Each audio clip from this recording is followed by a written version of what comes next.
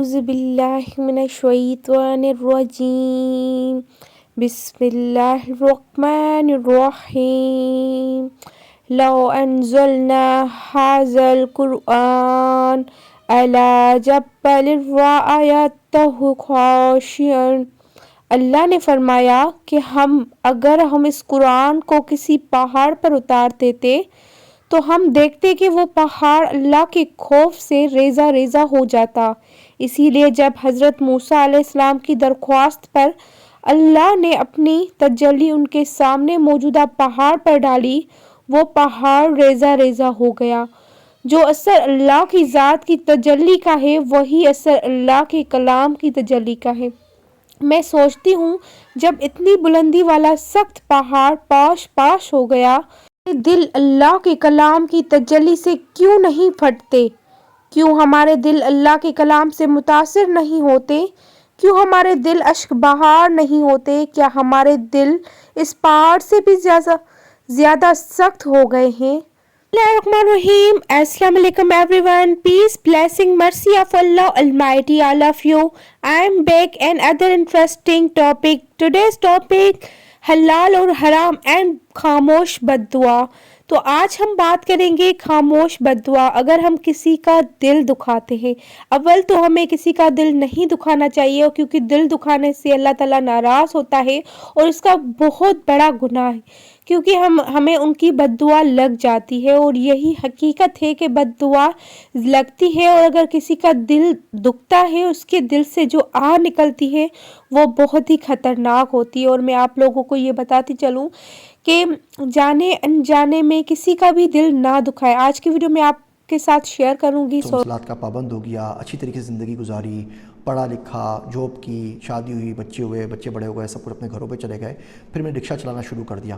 اب کیونکہ میں بزرگ تھا، بوڑھا تھا، میری سفید داڑھی تھی، تو لوگ ٹرسٹ کر کے زیادہ تر بچیاں میرے پاس ساتھ اسکول بھیجا کرتے تھے۔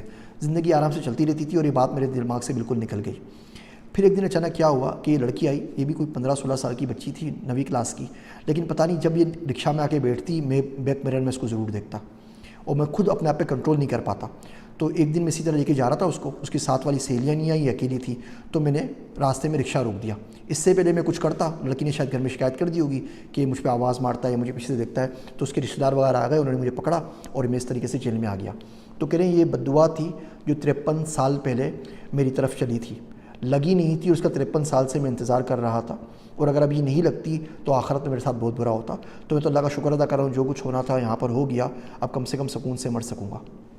اگر آپ غور سے بالکل اسی طرح آج نہیں تو کل وہ اس کا اثر آتا ہے اور بد دعا لگتی ہے، اور اگر کسی کے دل سے آہ نکلتی ہے تو وہ کبھی نہ کبھی ہماری زندگی پہ اثر ڈالتی ہے۔ تو پلیز اپنے آپ کی اپنی زبان کا خیال رکھیں۔ یہ ایک زبان ہی ہے جو ہمیں برائی کی طرف بھی لے جاتی ہے اور ہمیں اچھائی کی طرف بھی لے جاتی ہے، اور اسی کا ہی صحیح استعمال ہماری زندگی کو سنوار سکتا ہے۔ تو اپنی زبان کو قابو میں رکھیں، ان پہ کنٹرول کریں، اور اپنے آپ کو اچھے اخلاق کے ساتھ رکھیں، اپنا اخلاق اچھا بنائیں تاکہ لوگ آپ سے متاثر ہوں، نہ کہ آپ سے لوگ برا کام سیکھیں بلکہ اچھائی کی طرف آئے۔ اور میری آپ لوگ سے یہ ریکویسٹ ہے کہ ہمیشہ اچھے کی طرف جائیں، برے کی طرف نہ بھاگیں۔ حلال اور حرام میں ڈفرنس کرنا سیکھیں، حلال کے پیچھے بھاگیں، حرام سے روکیں، خود کو حرام سے منع کریں۔ حرام ایک ایسی بیماری اگر ایک دفعہ انسان کو لگ جاتی ہے نا تو پھر وہ نہیں نکلتی، ان کو عادت ہو جاتی ہے۔ اور حرام سے بچنے کی پوری کوشش کریں کہ اللہ تعالیٰ نے ہمیں حرام کے لیے منع فرمایا ہے، ہمارے لیے حرام کمائی ایک دفعہ بھی ہم اگر حرام کھا لیتے ہیں نا تو اس کا گناہ ہماری نمازیں نہیں ہوتی، ہماری عبادات قبول نہیں ہوتی، ہمارے دعائیں قبول نہیں ہوتی۔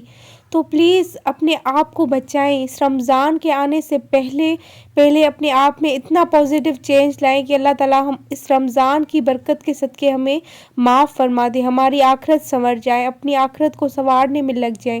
امید ہے آپ لوگوں کو یہ میری ویڈیو اچھی لگی ہوگی اور اس سے آپ کو کافی موٹیویشن ملی ہوگی۔ کل ملیں گے ایک نئی ویڈیو کے ساتھ، تب تک کے لیے مجھے دیجیے گا اجازت، اور اپنی دعاؤں میں یاد رکھیے گا اور میرے چینل کو سبسکرائب کر دیں تاکہ آپ کو ایسی موٹیویشنل ویڈیوز آپ کو بر وقت ملتی رہیں، اور اپنی دعاؤں میں بھی یاد رکھیے گا، اور اپنی زندگی میں پازیٹیو چینج لانے کی کوشش ضرور کیجیے۔ جو انسان اپنی زندگی کو سنوارنے کی کوشش کرتا ہے تو اللہ تعالیٰ اس کی مدد کرتا ہے. تو اللہ تعالیٰ کی مدد حاصل کرے, اللہ تعالیٰ سے دعائیں مانگے, اپنی دعاؤں کو قبول کرے اور رمضان مبارک کے مہینے کا انتظار کریں اور اس کے لیے اپنے آپ کو ریڈی کریں, کیونکہ اس رمضان ہمیں اپنے آخرت کو سنوارنا ہے. اور اللہ تعالیٰ ہمیں اس رمضان کی برکت کے صدقے ہمارے گناہوں کو معاف فرما دے اور ہمیں اس رمضان میں اللہ تعالیٰ کامیاب کر دے تاکہ ہماری زندگی اور آخرت بھی سنور جائے. سو کل ملیں گے. اللہ حافظ ایک نئی ویڈیو کے ساتھ. پلیز میرے چینل کو سبسکرائب کر دیں. اللہ حافظ. Bye bye. Take care.